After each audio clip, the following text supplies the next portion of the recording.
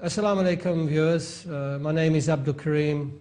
My born name was Kenneth Edward Hassel. I was born in England. I had wonderful parents. I have three elder brothers. I've just come back from England and I was with my family.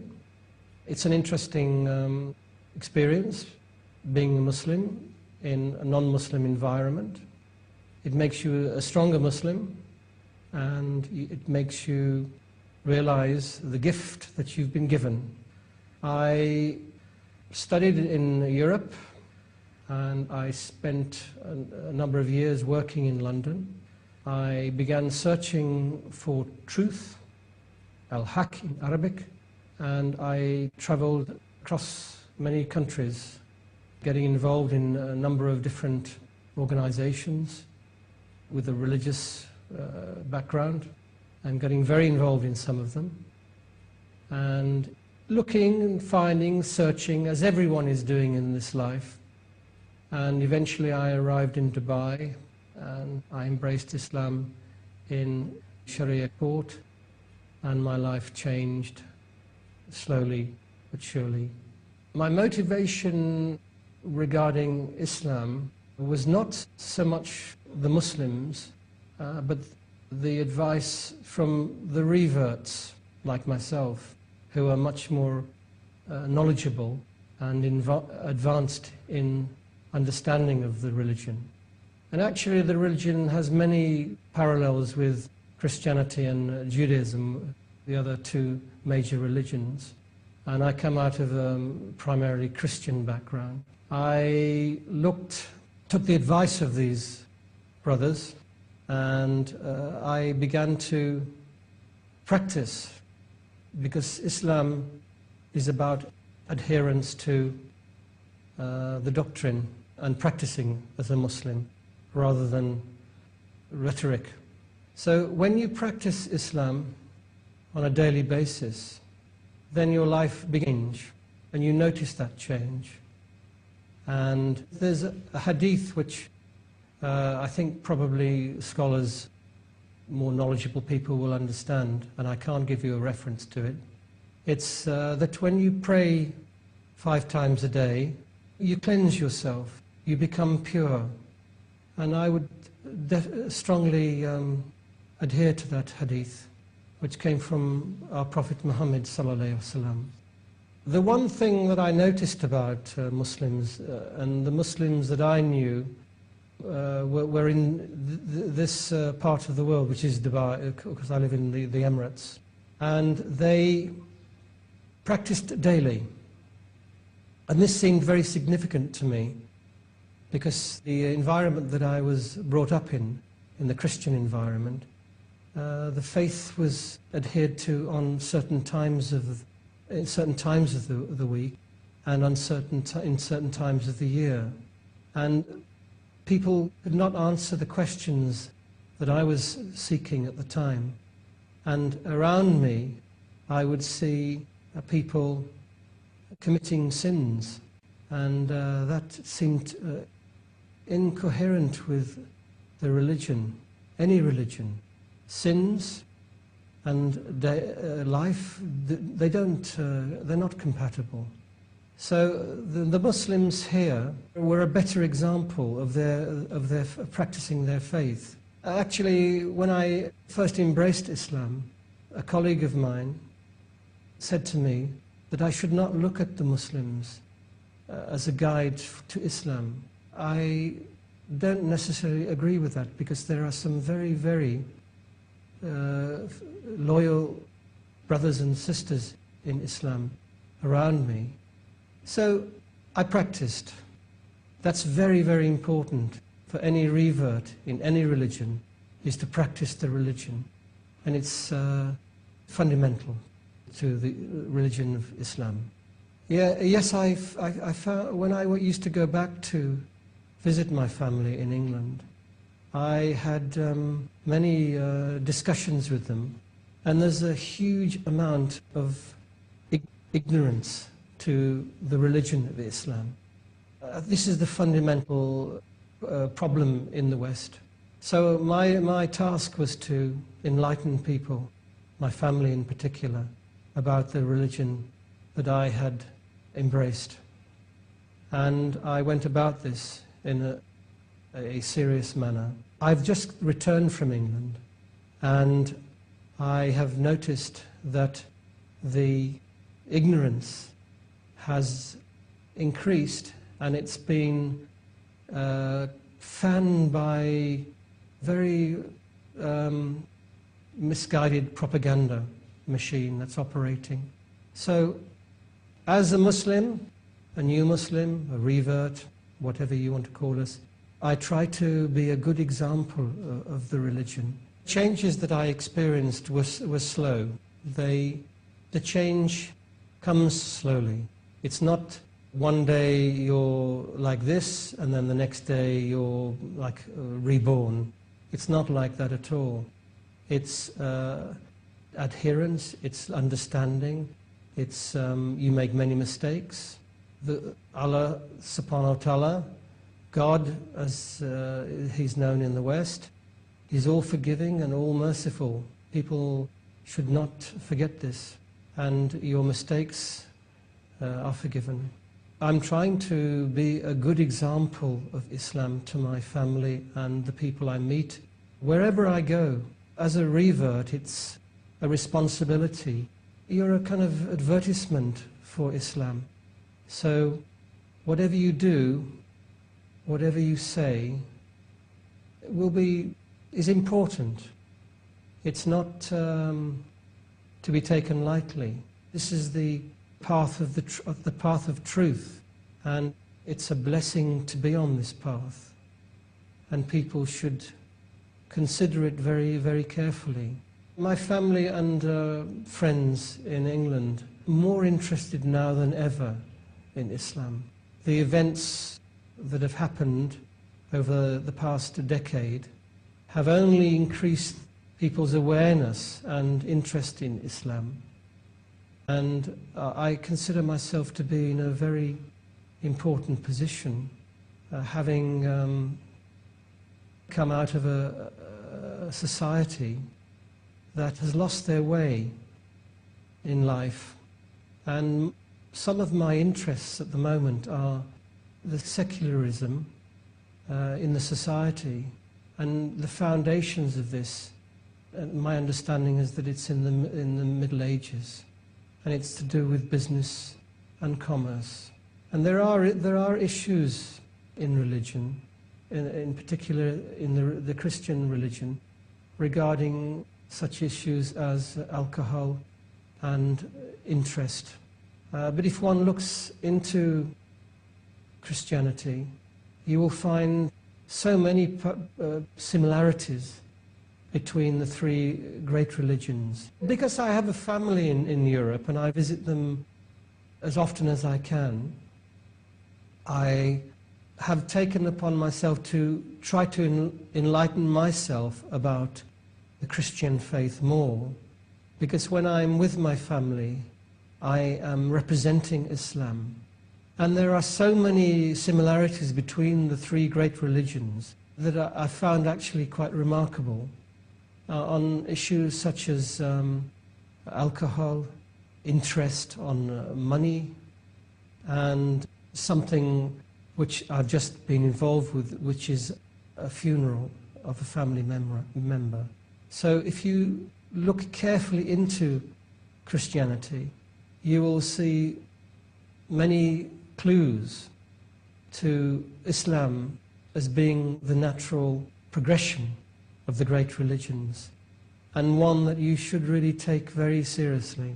Because, as I mentioned, I have just returned from a funeral, and in Islam, funerals, signs that we must look at very carefully, that we are mortal in this life, and we should consider very carefully what we are doing in this life, and beyond the day-to-day activities that we get involved in. I was inspired recently because I met a brother, Dr. Zakir Naik. He came to Dubai, and he inspired me tremendously because he lives, breathes Islam. and he's giving dawah every moment of his conscious life. And I thought this was a good example to follow. So I embarked upon a dawah sort of process as much as I could. And then I've just come, as I mentioned, I've come back from England recently. So everything you do in your life on a daily basis should be with that in mind, that you are this advertisement for the final religion in life, and you can influence people because Allah subhanahu wa ta'ala is on your side.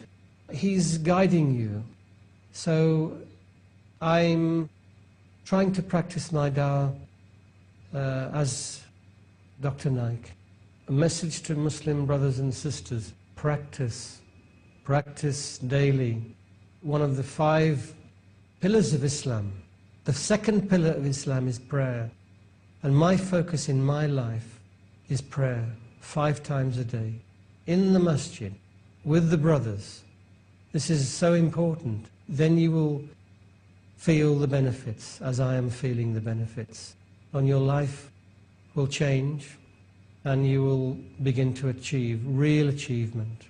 Peace TV is playing a very important role in promoting Islam as a religion not only of peace, but also a religion that one practices daily. I come out of an advertising and media background, and I see, read, hear the media on a daily basis, not only here in the Middle East, but also in the West through internet. And I see the way the media is manipulated to portray Islam in aspects which is quite untrue. So the more peace TVs we have, the better. Okay, I'll start with my Shahada. I embraced Islam in Dubai. The process here is in the Sharia court, and I was interviewed by a judge who was from Sudan, and he helped me through the process, and we had a good rapport. So this is the first real contact I had with Islam. But there was no guidelines regarding the practice of Islam. This you have to find yourself. Although a couple of brothers did call me shortly after I embraced Islam and guided me through certain aspects. But the process of understanding and practicing Islam is really a responsibility of oneself. Islam is the religion that has shown me that there are issues and beyond what I fully comprehend and understand. And I have begun to put my life in the hands of our Creator. The reason that there's more women embracing Islam than men, the statistics are telling us, is that women, I think, are much more able to comprehend truth than men. Men, in particular, like myself, from a Western culture and society, we have issues. We have these issues about being more manly, more having to fulfill certain obligations as men. That's not to say that women don't have these obligations also. Yes, I've made the pilgrimage to Mecca and Medina on 2 occasions to perform Umrah, which is the smaller Hajj. But I've also made this Umrah during the last 10 days of Ramadan, which is a very blessed time. And only when you actually make the pilgrimage and you experience the sheer numbers of people, all with one similar purpose in this journey, it is actually beyond words. As a revert, I've said this earlier, I try to be a good example of Islam, not only to the non-Muslims, but also to the Muslims themselves. because I see the Muslims as a group in society that are not fully appreciating the rewards and benefits of their own birthright. So I try to be a good example. And I noticed that born Muslims see me as something quite special. And so the onus upon me seems even greater. And I have experienced many times in Salat, which is the prayer time, the Muslims treating me as something rather special. And I say to them that we should all be working towards the same. I believe women are actually more intuitive when it comes to understanding fundamentals about this life. And their hearts are more open. And the men have many issues, in particular men from the West that are brought up with a certain image that they have to project in society. And recently I went back to my society and I noticed this very much. But it's changing. There's more interest in Islam and people are beginning to stop picking on me and trying to find fault in Islam, which is from propaganda in their minds. And they're seriously asking me very important questions about why I have embraced a religion that to them is a religion of terrorism and misguidance. My life as a Muslim in the land of my birth has changed without doubt. I've recently returned from UK and I was with my family, and there's a tremendous amount of interest now in me as a son and the religion that I have embraced, and in particular the women asking me questions about the freedom of women in Islam. And my wife was with me, and she was able to portray to them in not only words but also in actions that women are actually freer in Islam than the concept that they have women. Now, as you know, in Islam, for women to be in hijab, and there's a tremendous amount of misunderstanding concerning this. And during my childhood, I recall seeing nuns and people of the cloth, as they're known, and no one ever questioned their appearance. Again, I will remind viewers that the propaganda machine is working 24 hours a day to promote Islam as something that is alien to the Western culture, to create this divide amongst the two religions. So, as a revert, it's very important that I spend as much time as possible in my culture, with my family, with my friends in the West, to try to show to them that Islam has a different side, and a side that they should try to understand more. Thank you very much. Assalamu alaikum, jazakallah khair. Ma salam.